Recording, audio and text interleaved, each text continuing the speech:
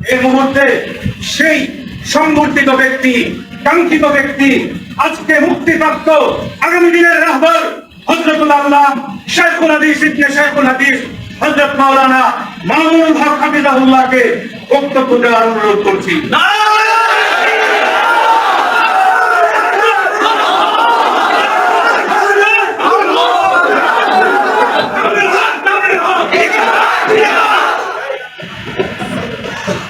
السلام عليكم ورحمة الله نحمد الله تعالى ونصلي على رسوله الكريم أما بعد أعوذ بالله من الشيطان الرجيم بسم الله الرحمن الرحيم قال يا أبت هذا تأويل رؤياي من قبل قد جعلها ربي حقا وقد أحسن بي إذ أخرجني من السجن صدق الله العظيم কথা আসলে আমি এই মুহূর্তে যত কম বলবো তত ভালো। আমার মহিবদের এবং যারা এই দীর্ঘ 3 বছরের কারা যন্ত্রণা, কারাভোগ, এই দুঃখ দুর্দশা যাতায়াত থেকে মুক্ত করার জন্য অহর্নিশ ছুটেছেন, তারা তাদের সাথে সত্যটুকু ব্যয় করেছেন এবং আমরা আমাদের এই দুঃখ কষ্টের চরম পর্যায়েও বাইরে যারা দরকার করতেছেন তাদের কষ্টটা অনুভব করেছে। যখন একদিন শুনতাম যে আজকে স্বাধীন হওয়ার কথা, সালের মতো মানুষ একজনের বাড়িতে গিয়ে ঘন্টা তার কাছে দেখা করার সুযোগ হয় না। এই কথাগুলো যখন শুনতাম দিন একটা দুপুরে বুঝতে যেত আলেম সমাজকে কতটা মানে কেউ প্রতিপন্নতে করা হয়েছে বা আল্লাহ রাব্বুল আলামিনের কাছে আমি এর বিচার চাই। কথা তো আসলে বলি, আগেও যে বলেছি হয়তো বলার মধ্যে অনেক ত্রুটি ছিল, বলার আন্দাজ, বলার ধন সঠিকটা ছিল না। অনেক সময় বলতে গিয়ে হয়তো যেভাবে বিনয়ের সাথে বলা দরকার সবসময় হয়তো আমরা বিনয়ের সাথে বলতে পারি নাই। আমাদের দুঃখ কষ্টগুলো অনেক সময় আমাদের মুখের ক্ষোভের ভাষায় প্রকাশ পেয়েছে, এগুলো আমাদের ভুল। কিন্তু একটা কথা কখনো বলছি এবং এই 3 বছর তারা ভোগ করার মধ্যে থেকে অনুভব করেছে এবং আজকেও বলছি যে আসলে সব কথা আমরা সবসময় খুব শুনে বলি না। আমাদের খুব বলতে মনে যায় সেজন্য বলি না, তা সেজন্য বলি বলতে মনে যায়, বলতে সুন্দর লাগে, আনন্দ লাগে, এই জন্যই সব কথা বলি না। আমি বুঝতেছি যে আমি কারাগারের প্রত্যক্ষ কারামুক্ত হয়েছি, আর পরোক্ষ ভাবে কারাগারের শৃঙ্খল এখনো আমাকে তাড়া করে দিচ্ছে। আমি সব জানি, সব বুঝতেছি যে আমি এখন কোন পর্যায়ে দাঁড়িয়ে আছি, কোন দেশে বসবাস করতেছি, এই দেশের সার্বিক পরিস্থিতি সম্মুখ না হলেও যথেষ্ট অনুভূতি সে ব্যাপারে আমার আছে। তবে একটা কথা কি, অনেক সময় মনে হয় এরকম যখন ইসলাম, আল্লাহ বা রাসূল এবং আলেম ওলামাদের সঙ্গে তাচ্ছিল্যপূর্ণ আচরণগুলো যখন দেখি তখন নিজের পরিণামের কথা ভাবতে ভালো লাগে, নিজের কি হবে সেটা ভাবতে ভালো লাগে না, সেটা বলে নেই। জানি না আগামীতে আমি কতদিন এভাবে নীরব থাকতে পারবো, আমি জানি না, আমি বলতে পারি না। যদি এভাবেই আমাদের আলেম ওলামাদের সাথে আচরণ করা হয়, আমি আমাকে কোরবানি করে দেন বা কোরবানি করেছেন, কি করবেন, কি করবেন, কতটুকু করবেন আমি জানি না। তবে মনে রাখবেন, ওলামায়ে কেরামের সম্মান, মর্যাদা, ইসলাম এবং আলেম, ইসলামপন্থী, ইসলামের খারাপ পালক যারা, এদের যারা ইসলামকে ভালোবাসে, তাদেরকে নিয়ে ছিনিমিনি খেলা হবে, আর এভাবেই আমরা নীরবতা পালন করে যাব, এটাই ইনশাআল্লাহ হবে। একটা জিনিস কি মনে রাখবেন, যে কিছু মানুষকে আল্লাহ পাক রব্বুল আলামিন সর্বোচ্চ কিছু যদি করেন যে তারা কিছুটা ঝুঁকি নিয়ে সামনে অগ্রসর হয়। সমস্যাটা যেখানে হয়, যেই কারণটায় আমাদের কিছু মানুষের জন্য এবারে কষ্টটা, নির্যাতনটা একটু বেশি মাত্রায় বেশি চাপ আমাদের উপর প্রয়োগ করেছে যে জিনিসটা, সেটা আমি মনে শেষ করতেছি। অনেক সময় আমাদের মধ্যে পর্যালোচনা হতো কারাগারে যে আমরা এই কয়েকজন আমাদেরকে কি পাইল, আমাদের যে কত বড় বড় উদ্যোগরা আছে বাংলাদেশে, আমাদেরকে এরকম ভাবে ধরতে কেন? সাধারণ ভাই একটা সুন্দর একটা দৃষ্টান্ত দিতেন আলোচনার মধ্যে, আমার এই দৃষ্টান্ত পছন্দ করেছে।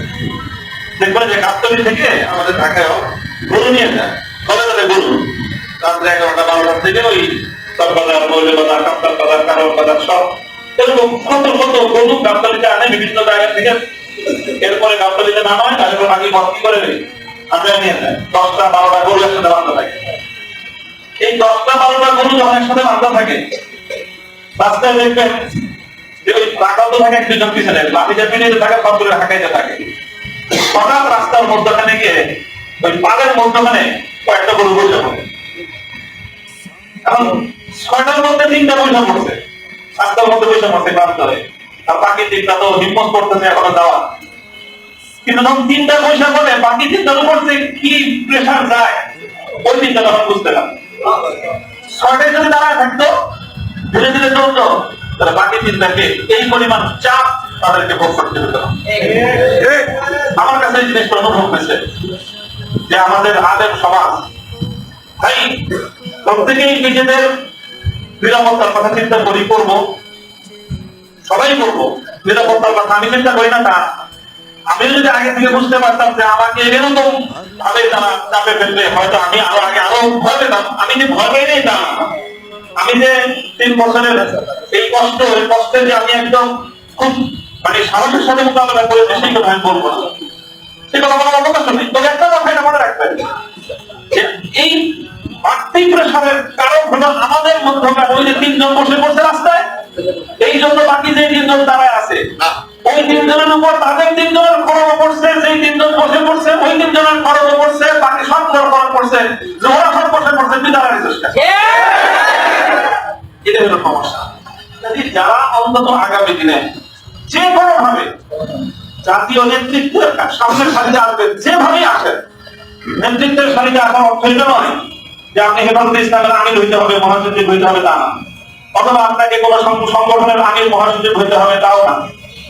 যারা যেভাবে নেতৃত্বের সামনের আসনে চলে আসবেন, বিভিন্ন বিভাগীয় পর্যায়ে, জাতীয় পর্যায়ে, আপনাদের কি ঘটনা মনে রাখতে হবে যে আপনার দুর্বলতা শুধু আপনাকে নিরাপদ করে তা নয়, এবং আপনার দুর্বলতা আরো 3 জনের জন্য বাড়তি ঝুঁকি তৈরি করে। কথাগুলো আমি বলতেছি এখানে সবাই গভীরভাবে অনুভব করবো ইনশাআল্লাহ। আল্লাহ পাক রব্বুল আলামিন আমাদেরকে হিম্মত দান করেন, তৌফিক দান করেন। এবং কথাটা যদি চূড়ান্ত 3 বছর চলে গেছে কারাগারে, কারাগার থেকে মুক্ত হওয়ার পরে আপনাদের এই ভালোবাসা, এই যে উচ্ছ্বাস মানুষের, এটাতে আমি খুব বেশি আপ্লুত তা না। তবে আমার কাছে মনে হয়েছে বারবার যে দুনিয়ার এই 3 বছরের কারাবন্দির পর এই উচ্ছ্বাসটা কতটা আনন্দের। তো সত্যিকার আনন্দ তখন হবে যখন কবর আসল ফুলসেরাত পার হয়ে জান্নাতে গিয়ে প্রকৃত মুক্তির স্বাদ যেদিন আস্বাদন করতে পারবো, সেদিনই হবে আসলে প্রকৃত মুক্তি। যদি আমি সেই মুক্তির ব্যবস্থা না হলো, আপনাদের এই অভিনন্দন, আপনাদের এই সংবর্ধনা, আপনাদের এই উচ্ছ্বাস 2 পয়সার কোনো মূল্য রাখে।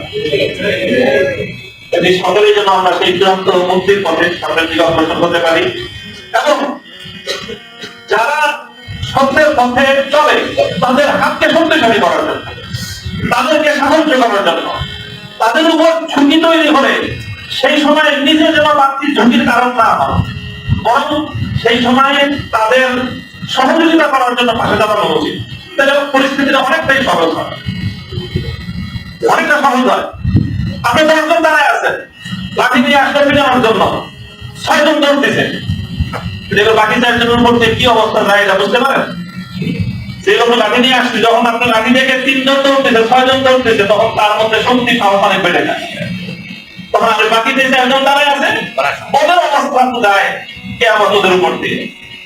আপনারা যে বাকি 6 জন দৌড়তেছেন, আপনারা তো শুধু নিজের নিরাপত্তার কথা চিন্তা করবেন, যারা মাঠে একা ফেলে গেলেন তার পরিস্থিতিটা কি হবে সেটাকে একবার ভেবেছেন?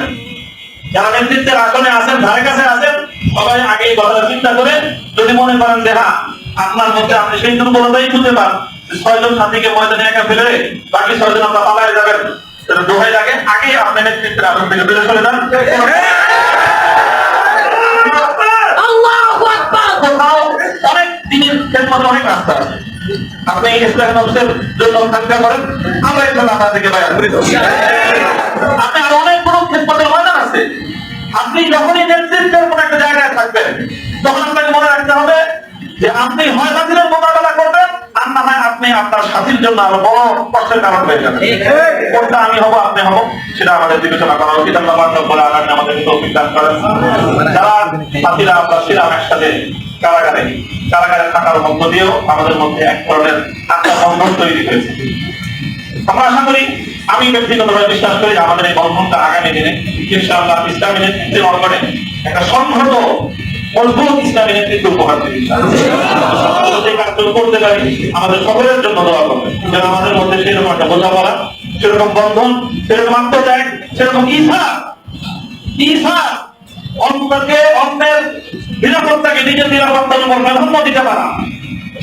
আবার বলছি, অন্যের নিরাপত্তাকে নিজের নিরাপত্তার উপর যতদিন পর্যন্ত আমি প্রাধান্য দিতে না পারবো, ইসলামী নেতৃত্বের ধারে কাছে থাকার কোনো সুযোগ এবং কোনো বৈধতা আমার নাই।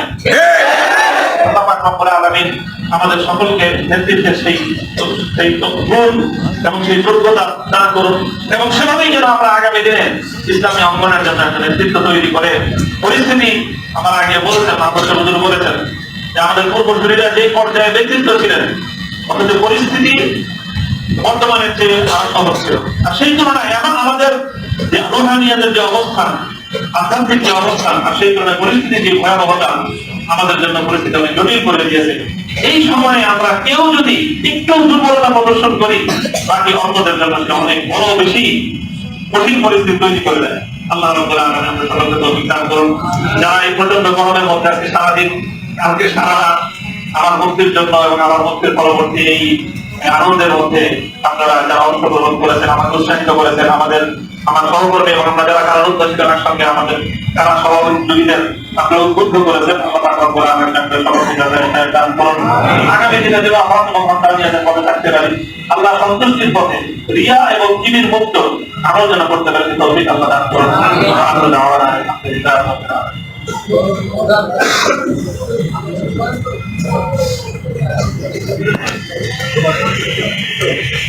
اللهم صل على محمد وعلى ال محمد كما صليت على ابراهيم وعلى ال ابراهيم انك حميد مجيد. اللهم صل على محمد النبي وعلى اله وسلم تسليما. ربنا اتنا في الدنيا حسنه وفي الاخره حسنه وقنا عذاب النار.